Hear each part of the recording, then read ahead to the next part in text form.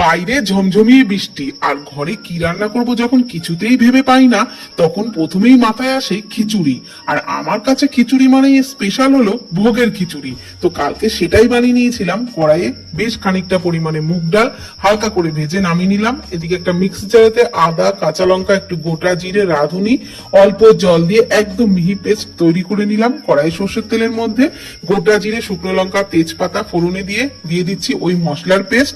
মশলাটাকে নেড়েচেড়ে একটু ভেজে নেওয়ার পর টমেটো কুচি, পরিমাণ মতো লবণ, হলুদ গুঁড়ো আর একটুখানি কাশ্মীরি লঙ্কার গুঁড়ো দিয়ে খুব ভালো করে মশলা কষিয়ে নিলাম। তারপর দিয়ে দিলাম নারকেল কোড়া। নারকেল কোড়াটাকেও মশলার সাথে নাড়াচাড়া করে একটু ভেজে নিয়ে দিয়ে দিলাম ভেজে রাখা মুগ ডাল। মুগ ডালটাকে ভালো করে ধুয়ে নিয়েছিলাম ভেজে নেওয়ার পর। তারপর ডালটা দিয়েও একটু মশলার সাথে ভেজে পরিমাণ মতো গরম জল দিয়ে ডালটাকে আধা সিদ্ধ করে নিলাম। ডালটা 70% মতো সিদ্ধ হয়ে গেলে দিয়ে দিলাম ধুয়ে রাখা গোবিন্দভোগ চাল। যতটা ডাল নিয়েছিলাম ততটাই কিন্তু চাল দিয়েছি। এবারে সমস্ত কিছু সিদ্ধ করে নিচ্ছি। ততক্ষণে আরেকটি তড়কা প্যানের মধ্যে একটু ঘিয়ে কাজু আর কিশমিশ নাড়াচাড়া করে ভেজে নিলাম। চাল ডাল এখন সমস্ত কিছুই কিন্তু ভালোভাবে সুসিদ্ধ হয়ে গেছে। দিয়ে দিলাম পরিমাণ মতো লবণ আর একটু চিনি।